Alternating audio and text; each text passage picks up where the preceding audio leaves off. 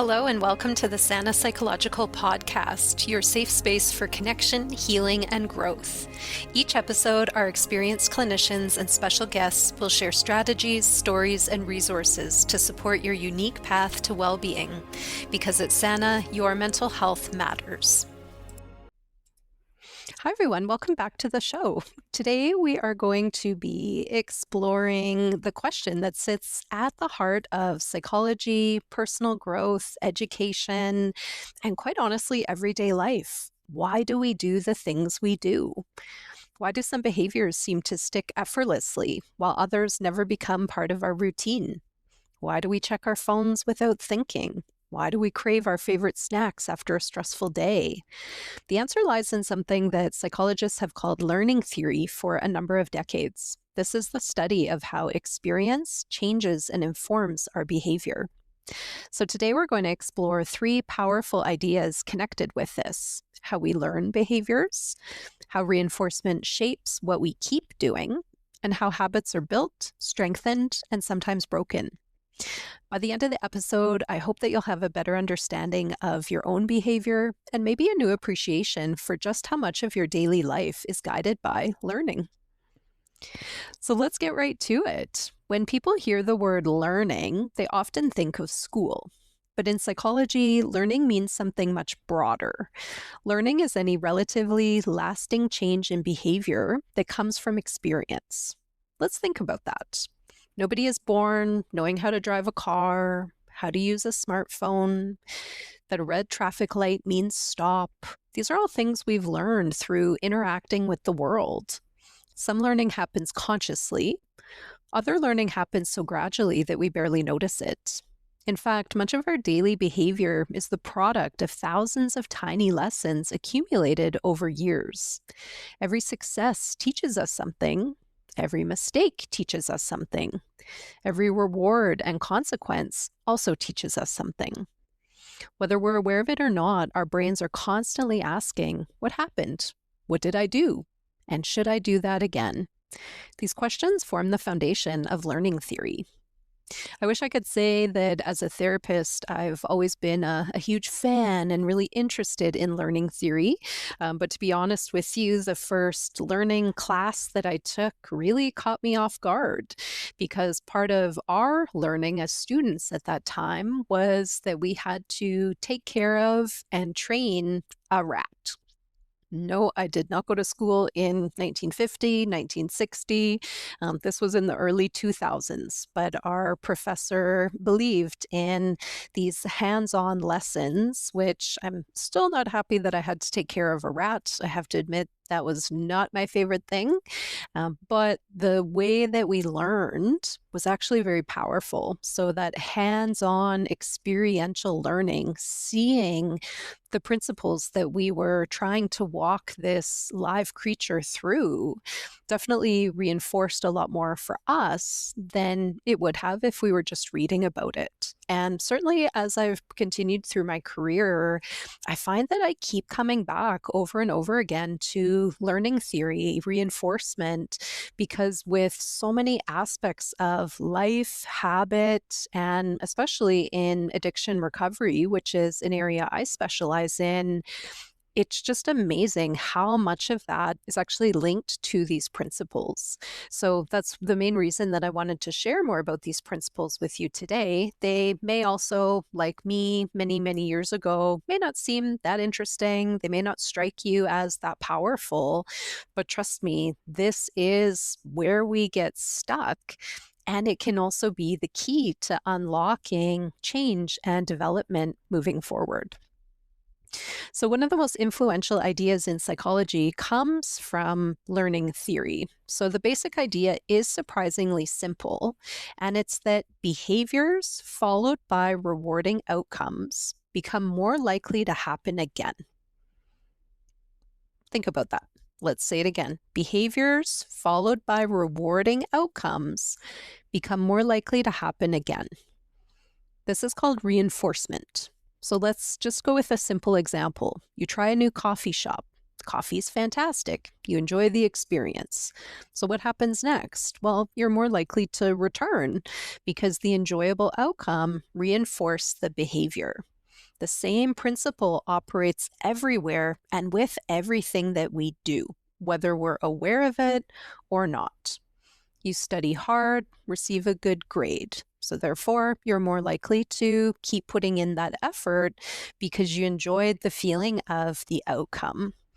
So, each rewarding outcome that we experience increases the likelihood that we'll repeat and sometimes even accelerate the behavior.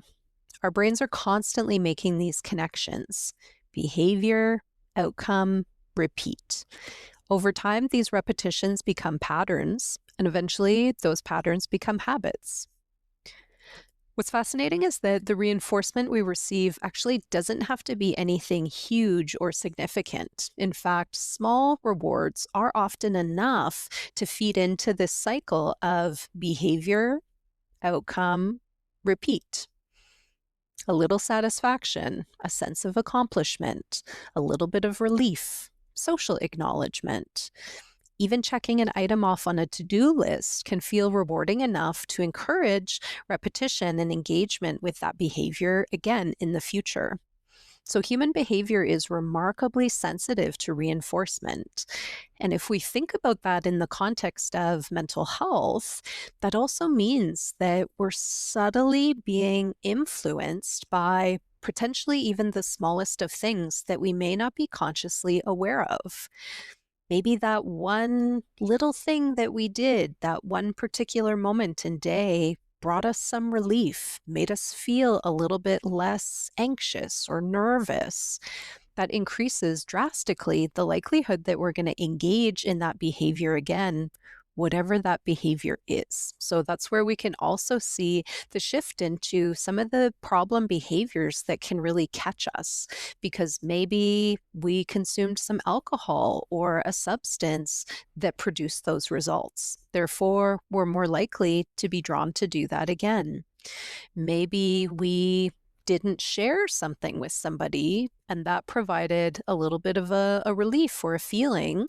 We're more likely to do that again. Maybe we lied about something.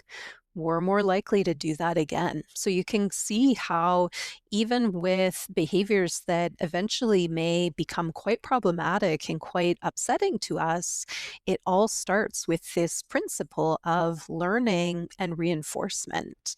Because we've done something that brings about this feeling, or on the negative rewards reinforcement side, something unpleasant is removed. So this also feeds into the likelihood that we are going to engage in those behaviors again.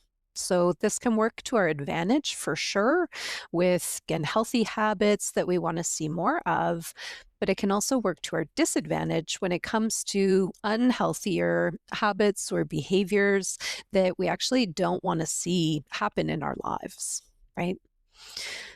So, habits are behaviors that have become automatic through repetition. And often they started because of this reinforcement. We received some sort of outcome, whether it was the introduction of pleasure, the removal of some pain or discomfort that felt satisfying and was coded in our brain as something that we should do again. So by the time we get to the level where things are feeling automatic, we have done that thing multiple times already. So we've brushed our teeth. Think about how many times you've brushed your teeth in your life. Most people don't wake up and spend 5 minutes debating about whether or not to do it. The behavior has become part of routine. It requires very little conscious effort, but that didn't appear overnight. For the first many times that you did brush your teeth, you were struggling. If you were young, you were probably having lots of debates and fights with your parents and guardians about go brush your teeth, go brush your teeth. So that cycle emerged through repeated learning. And researchers often describe habits using a three-part cycle. There's a cue, there's a routine, there's a reward. So the cue is a trigger. That could be the time of day, that could be just where it sort of sits in your routine. The routine is the behavior itself, and the reward is the outcome that reinforces it. So it's 3 o'clock in the afternoon. That might be the cue. You feel tired and grab a coffee. That's the routine. You now feel energized. That's the reward. So if you repeat this cycle enough times, eventually your brain begins anticipating the reward whenever the cue appears. And something I've noticed is that some people are more vulnerable than others, that how many times does that repetition need to happen before this starts to become pretty automatic? For some people, it might actually only be once or twice. And that's where we can start to see some surprising outcomes because of how quickly those habits can develop. I know that's something I've even noticed in myself. When I was in university, I got into this habit that after lunchtime, when I was at home and I was studying for final exams, I would go to the fridge, I would take out a soda, crack that, put it in a glass with some ice, and drink that while I was studying. I did it once. I thought, I'll do it the next day. And by day 3, my brain was having cravings. It was going, oh, can't wait for that soda after lunch. And that was a point actually that really showed me, maybe because I was in learning theory class and recognizing this stuff, I thought, wow, that happened fast. And so before the cravings became stronger, before the habit became stronger, I stopped grabbing that soda because inside I knew if I keep doing this, even on day 3, it's going to be just that much harder to not do it day 4, 5, and beyond. So that habit loop starts operating automatically and can start happening for people quite quickly. I would also say that that's particularly true with things that bring a higher amount of dopamine. And therefore, the quick and easy dopamine usually doesn't come from things that are the healthiest for us. So that really quick automation is more likely to happen with the things that are more harmful for us. So with junk food, with alcohol, with drugs, with smoking, with sex, with pornography, with kind of lying, sort of secretive sorts of behaviors, things that give those higher hits of intoxication. It's easier for our brains to get caught in that cue, routine, reward, loop, because we're also getting a higher amount of reward from that activity. And you've probably noticed this in your own life, that it definitely, if you're trying to get into a wellness routine with hydration or with movement or with sleep or with nutrition, anything, you definitely don't notice that by day 2 or 3, your brain is craving that. There's a trigger. You're starting to feel that automation. That side can take days, weeks, even months to really feel like it's solidifying. And that's why people so often notice that the healthy habits feel a lot harder to build up. And the more quote unquote sort of negative or unhealthy habits can build up a lot quicker. And that can happen anywhere, anytime, even when we're aware of it. Just that random engagement of the right thing at the right time that provides us that reward, which can be the presence of something or the removal of something, that alone can be enough that it starts off this loop. And that's why, even with consistency in healthy habits, people experience challenges with that because it's a lot easier to get drawn over to the unhealthy loops than to stay on the healthy loops. So, how do we shift this? Well, the good news is that the same learning principles that can lead to some of those unwanted habits can also create the beneficial ones. So, if you want to start building a healthy habit for yourself, focus on these 3 things. First, make the cue obvious. So attach the new behavior to something that already happens in your life consistently. So, for example, after brushing your teeth, if that's the automatic part of your routine already, do 10 push-ups. After making coffee, if that's already part of your routine, review your goals. After sitting at your desk to start work, if that's part of your automatic routine, start writing down journaling or gratitude for 5 minutes. So, whatever the new goal is and habit that you're trying to bring in, pair it with something that you already are doing. So, the existing behavior now starts to become the cue. The second step to developing these new habits is to make the new behavior you're trying to implement, easy. A lot of people struggle because they make the starting point too difficult. There's just too many barriers. So instead of committing to reading an entire book, just tell yourself, I'm going to read 1 page every day. Instead of promising yourself an hour-long workout, start with 5 or 10 minutes. The goal is about that pairing and that repetition. It's not about perfection. You can build up over time, but you need a simple, easy place to start that's memorable. So that's why you need the cue. And you also need something that's fairly barrier reduced, because the harder something is, the less enticing, the less rewarding, and then the more frustrating it becomes. So we're already more likely to step back from that quite quickly, which isn't where we build habit.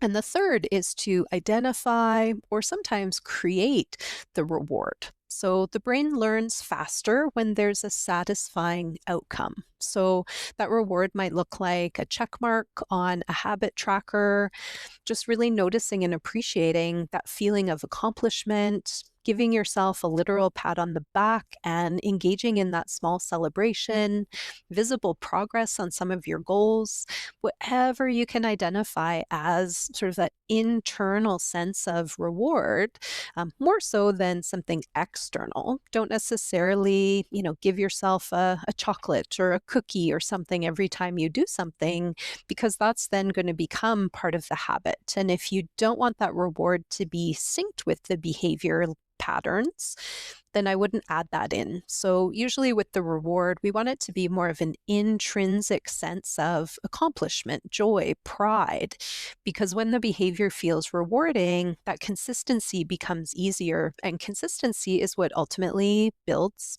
healthy habits. And how do we break unwanted habits? Well, this one is also, quite complicated in action, but in theory, let's break it down. So, with the habits we'd rather not have, learning theory offers some useful insights here too. Many people try to eliminate bad habits through just willpower alone, but habits usually exist because they've been reinforced somehow. So even unhealthy behaviors provide reward, maybe comfort, distraction, relief, entertainment, companionship, whatever it happens to be. So the key question to look at becomes, what reward is this habit providing? Once you identify the reward, you can start looking for alternative behaviors that satisfy the same or a similar need.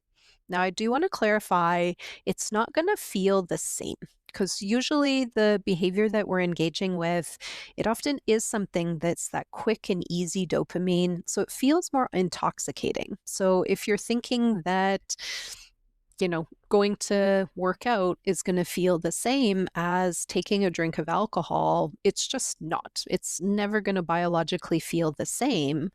But if we're aware that the thing we're starting to shift towards satisfies a similar need for escape, for outlet, maybe for connection, we can keep that in mind while reminding ourselves it's okay that it doesn't feel the same. It's not going to be as intoxicating. This is a slow reward process, but this is the new habit that I'm trying to build up to support myself.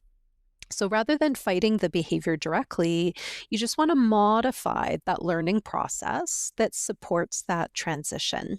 And I've seen thousands of people do that day after day after day over the last few decades of my career. I absolutely know it's possible to shift those habits and engage differently. And the starting point to that is to be aware of these patterns. Now, next time we are going to build on all of that and talk more about how to habit change and habit shift. But today I wanted to give you that introduction to learning theory and the power of reinforcement, repetition, cues, triggers, all of that. Thank you so much for listening. I just had a moment where I thought my recording was not recording, so my heart went into my throat and I was panicking, but we're all good. It's working. And so happy to have had you here for this episode. And I hope you'll join me next time where we talk more about how to keep shifting and changing some of these patterns that have built up that don't feel as wanted. Thank you for listening to the Sana Psychological Podcast. We're glad you joined us today. For more resources, free tools, or to book a session with our team, visit sanapsychological.com. Your mental health is our priority. Until next time, be gentle with yourself and take good care.